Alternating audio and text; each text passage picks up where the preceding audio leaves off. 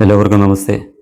കഴിഞ്ഞ ദിവസം നമ്മുടെ രാജ്യത്തെ പ്രതിപക്ഷ നേതാവ് ഒരു പവർ പ്രസന്റേഷൻ നടത്തി ചില ആരോപണങ്ങൾ ഉന്നയിച്ചിരുന്നു. അത് BJP-യെ ലക്ഷ്യമിട്ടാണെന്നുണ്ട് എങ്കിലും തെരഞ്ഞെടുപ്പ് കമ്മീഷനെ പ്രതിപട്ടികയിൽ ചേർത്തുകൊണ്ടാണ് അയാൾ ആരോപണങ്ങൾ ഉന്നയിച്ചത്. അതായത് കഴിഞ്ഞ പൊതു തെരഞ്ഞെടുപ്പ്, ലോക്സഭാ തെരഞ്ഞെടുപ്പ് BJP-ക്ക് വേണ്ടി ഈ തെരഞ്ഞെടുപ്പ് കമ്മീഷൻ കൊള്ളയടിച്ചു എന്നുള്ള രീതിയിലാണ്, വോട്ട് കൊള്ളയടിച്ചു എന്നുള്ള രീതിയിലാണ് അയാൾ ആരോപണം ഉന്നയിച്ചത്. അതിനയാൾ കുറേ ഒരു പവർ പ്രസൻറ്റേഷൻ നടത്തിയതിനകത്തിൽ പ്രധാനമായിട്ട് പറഞ്ഞ് ഒരു മണ്ഡലം കർണാടകയിലെ ബംഗളൂരു സെൻട്രൽ ലോക്സഭാ മണ്ഡലത്തിനെ കുറിച്ചാണ് അയാൾ മുഖ്യമായിട്ട് പറഞ്ഞിരുന്നത്.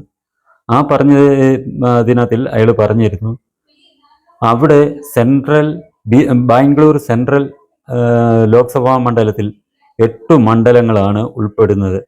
അതിൽ 7ഇടത്തും കൂടി കോൺഗ്രസ് 82,000 വോട്ടിന് മുന്നിട്ട് നിൽക്കുകയായിരുന്നു.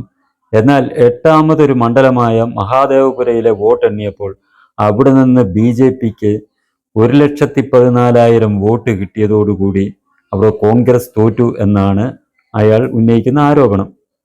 ഇത് വെച്ച് നോക്കുമ്പോൾ അയാൾ പറഞ്ഞത് ശരിയാണ്. അത് 82,000 വോട്ടിന് ബാക്കി എല്ലായിടത്തും കൂടെ നിന്ന സമയത്ത് ഇവിടുത്തെ 1,10,000 വോട്ട് കൊണ്ട് അതിനെ മറികടന്നു എന്ന് നമ്മൾ ചിന്തിച്ചാൽ അങ്ങനെ തോന്നാം.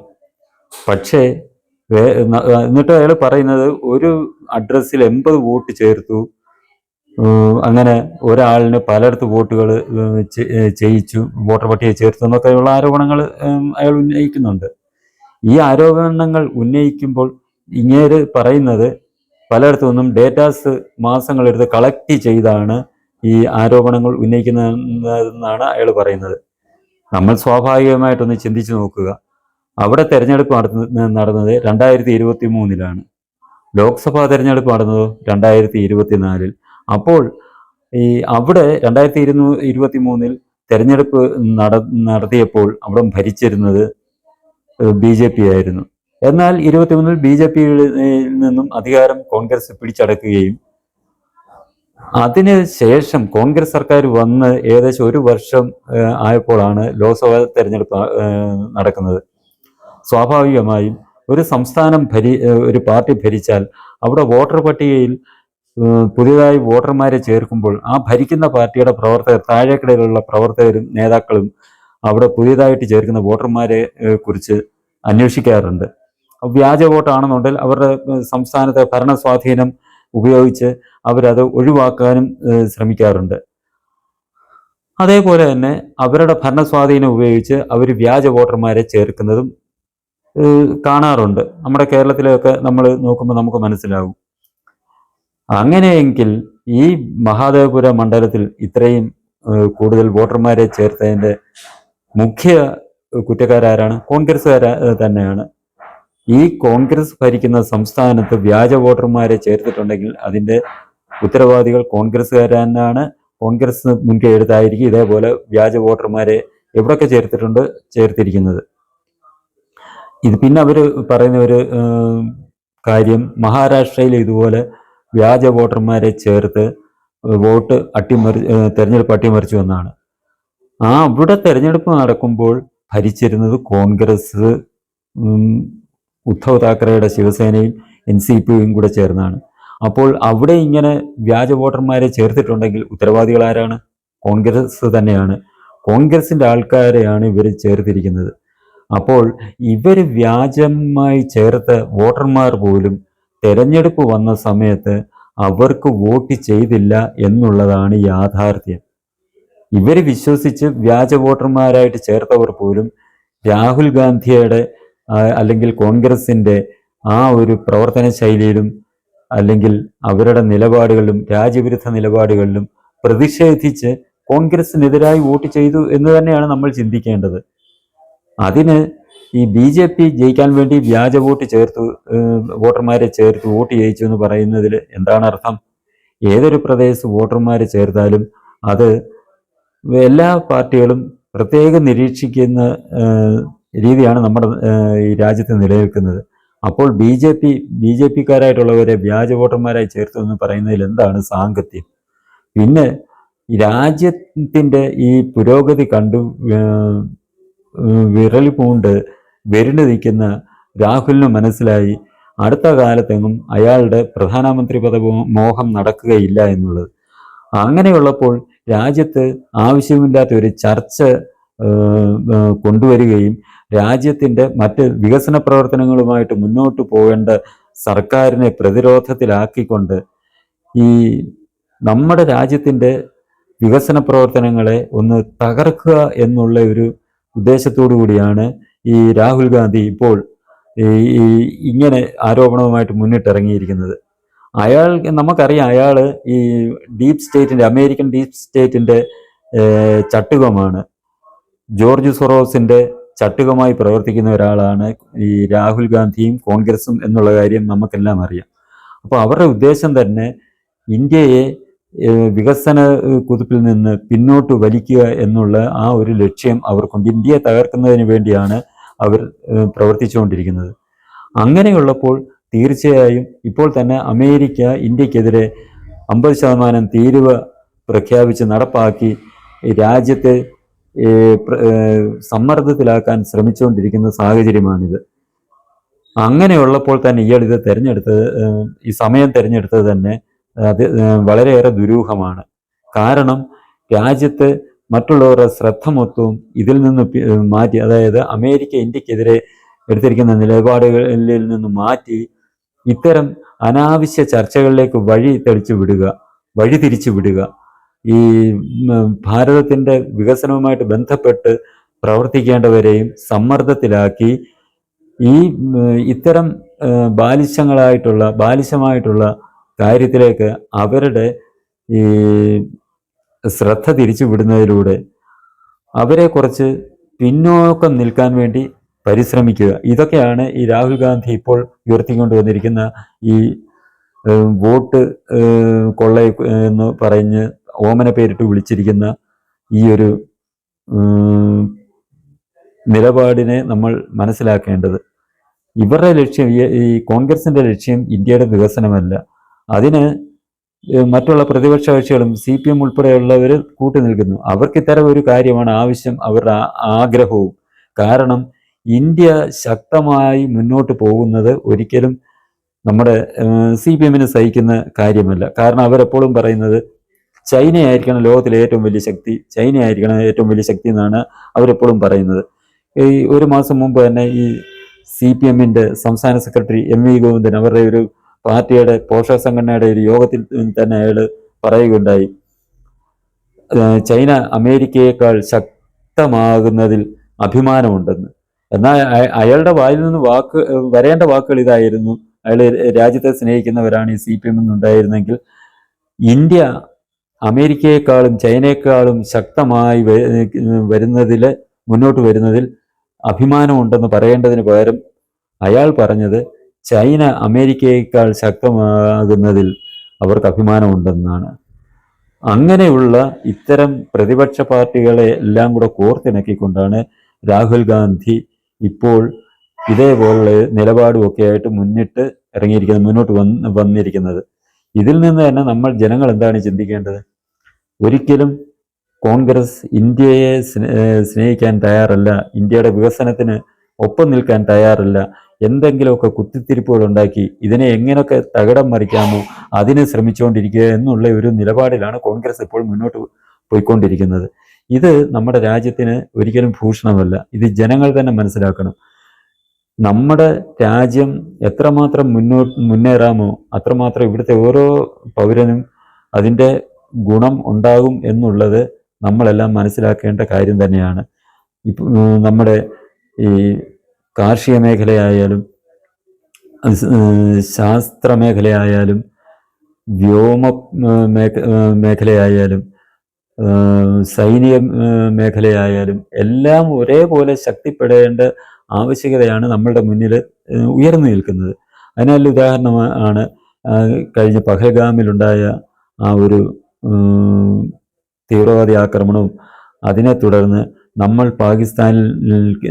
പാകിസ്ഥാനുള്ളിൽ ചെന്ന് അവരുടെ തീവ്രവാദ പരിശീലനങ്ങൾ തകർത്ത സംഭവങ്ങളുമെല്ലാം. നമ്മൾ സൈനികമായി ശക്തമല്ലായിരുന്നുവെങ്കിൽ, അല്ലെ ശാസ്ത്ര സാങ്കേതിക രംഗത്ത് ശക്തമല്ലായിരുന്നു എങ്കിൽ ഇത് രണ്ടും നടക്കുകയില്ലായിരുന്നു. സൈനികമായുള്ള ശക്തി കാരണമാണ്, അല്ലെ ശാസ്ത്ര സാങ്കേതിക രംഗത്തെ ശക്തി കാരണമാണ് നമ്മൾക്ക് നമ്മുടെ രാജ്യത്തിനെതിരെ ഉണ്ടായ ആ ഒരു ഭീകരാക്രമണത്തെ ഇതേ രീതിയിൽ നേരിടാൻ കഴിഞ്ഞത്. നമ്മുടെ രാജ്യത്ത് തീവ്രവാദ പ്രവർത്തനത്തിനായി പരിശീലനം ചെയ്ത് ഐക്യപ്പെടുന്നവർ ഏതൊക്കെ കേന്ദ്രത്തിലിരുന്നാണ്, ശത്രു രാജ്യത്ത് ഏതൊക്കെ കേന്ദ്രങ്ങളിലിരുന്നാണ് ഇത് നിയന്ത്രിക്കുന്നത്, അല്ലെന്നുണ്ടെ പരിശീലനം കൊടുക്കുന്നത് എന്ന് നമ്മൾ നമ്മുടെ രാജ്യത്തിരുന്നു കൊണ്ട് തന്നെ മനസ്സിലാക്കിയത് എന്തുകൊണ്ടെന്നാൽ നമ്മുടെ ശാസ്ത്ര സാങ്കേതിക രംഗം അത്രമാത്രം ശക്തമാണ്, അത്രമാത്രം മുന്നേറിയതാണ് എന്നുള്ള ആ ഒറ്റ ഒരു കാരണം കൊണ്ടാണ്. അതിന് അനുസരിച്ച് നമ്മൾ സൈനിക നടപടിയും നമ്മൾ സ്വീകരിച്ചു, നമ്മുടെ സൈന്യത്തിൻ്റെ ശക്തി തെളിയിച്ചു. ഇങ്ങനെയൊക്കെ രാജ്യം മുന്നോട്ട് പോയിക്കൊണ്ടിരിക്കുമ്പോൾ ഇതിനെയൊക്കെ ഒന്ന് തടയിടുക എന്നുള്ള ഉദ്ദേശ ലക്ഷ്യത്തോടെ ഇപ്പോൾ കേന്ദ്രം ഭരിക്കുന്ന ശക്തമായ സർക്കാരിനെ പ്രതിരോധത്തിലാക്കുക, സമ്മർദ്ദത്തിലാക്കുക എന്നൊക്കെയുള്ള ലക്ഷ്യം വെച്ചുകൊണ്ട് ഇയാൾ ഇങ്ങനെ ഈ തെരഞ്ഞെടുപ്പ് കണക്കും ഈ തെരഞ്ഞെടുപ്പ് കമ്മീഷനെ സമ്മർദ്ദത്തിലാക്കാൻ വേണ്ടി ഉള്ള നടപടികളും ഒക്കെ ആയിട്ട് മുന്നോട്ട് പോയിക്കൊണ്ടിരിക്കുകയാണ്. അതേപോലെ തന്നെ ഇയാളുടെ മുന്നിൽ വേറൊരു ഉദ്ദേശം കൂടെ ഉണ്ട്.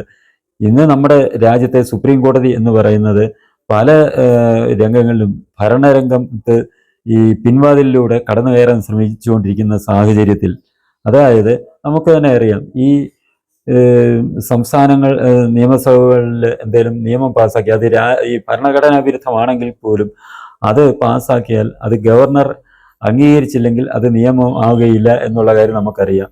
അത് കുറേ നാൾ അത് പാസ്സാക്കാതെ പിടിച്ചു വെച്ചിട്ട് രാഷ്ട്രപതിക്ക് അയക്കുന്ന പതിവാണ് ഇപ്പോൾ നിലവിലുണ്ടായിരുന്നത്. അതുപോലും ആ രാഷ്ട്രപതിയുടെ പോലും അവകാശങ്ങൾ കവർന്നെടുത്തുകൊണ്ട് അവർ പാസ്സാക്കുന്ന നിയമം, നിയമസഭകൾ പാസ്സാക്കുന്ന നിയമം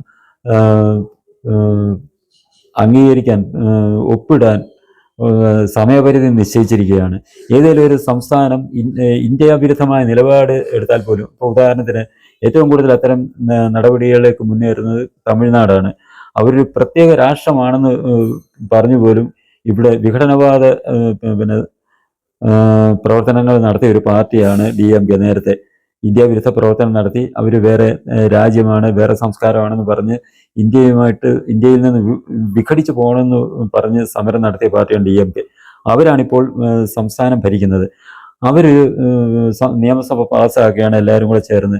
ഇന്ത്യയിൽ നിന്ന് മാറി അവർക്ക് വേറെ രാഷ്ട്രം ആയിട്ട് തീരണം എന്നൊരു നിയമം പാസ്സാക്കിയെന്നിരിക്കട്ടെ, ബില്ല് പാസ്സാക്കിയെന്നിരിക്കട്ടെ, അല്ലെങ്കിൽ ഇവർക്ക് പ്രത്യേക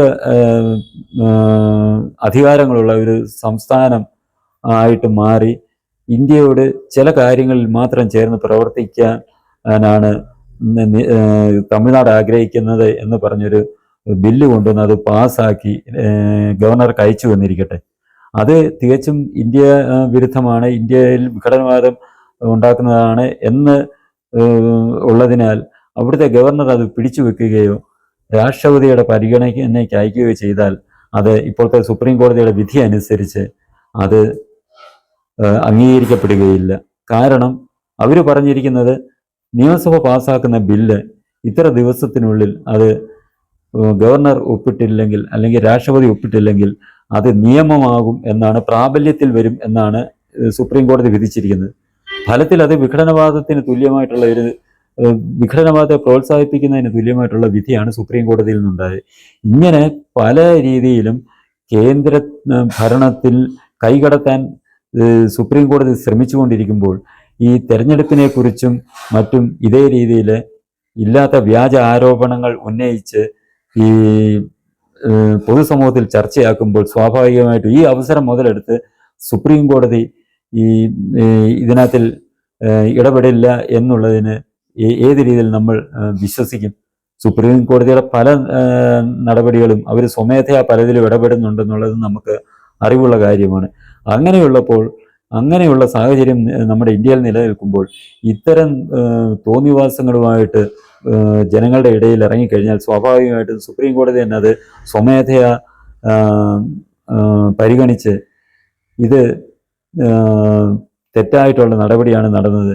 അതുകൊണ്ട് ഈ സർക്കാരിന് ഈ ഭരണത്തിൽ തുടരാൻ അധികാരം ഇല്ല എന്ന് ഒരു വിധിയിൽ ഉണ്ടാകുന്ന സാഹചര്യം ഉണ്ടായാൽ എങ്ങനെയായിരിക്കും നമ്മുടെ ആ രാജ്യത്തിനത് എത്രമാത്രം പ്രത്യാഘാതം ഉണ്ടാക്കും എന്നുള്ള കാര്യം നമ്മൾ ചിന്തിക്കണം.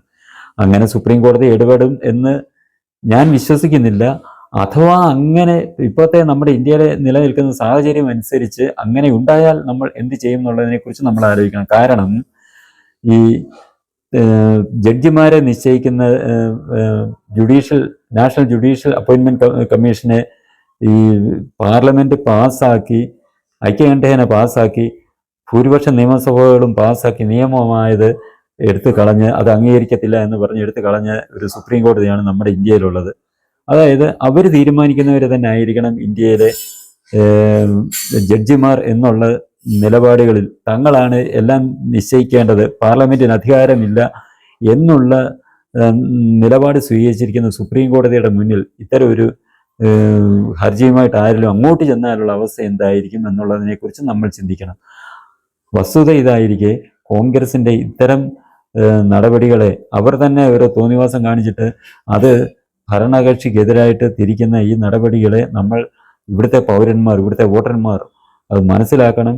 നമ്മുടെ ജനാധിപത്യം ശക്തിപ്പെടുത്തണമെന്നുണ്ടെങ്കിൽ ഇത്തരം ഈ രാഹുൽ ഗാന്ധിയെ പോലുള്ള വിദ്വാൻമാരെ, ഇത്തരം നേതാക്കളെ നമ്മൾ തക്കതായ പാഠം പഠിപ്പിച്ച് ഒരു മൂലയ്ക്കിരുത്തണം. എങ്കിൽ മാത്രമേ നമ്മുടെ ജനാധിപത്യം സംരക്ഷിക്കപ്പെടുകയുള്ളൂ, അല്ലെങ്കിൽ നമ്മുടെ രാജ്യത്തിന് ഉയർച്ച ഉണ്ടാവുകയുള്ളൂ, രാജ്യം ശക്തമാവുകയുള്ളൂ എന്നുള്ള കാര്യം തികച്ചും യാഥാർത്ഥ്യം തന്നെയാണ്.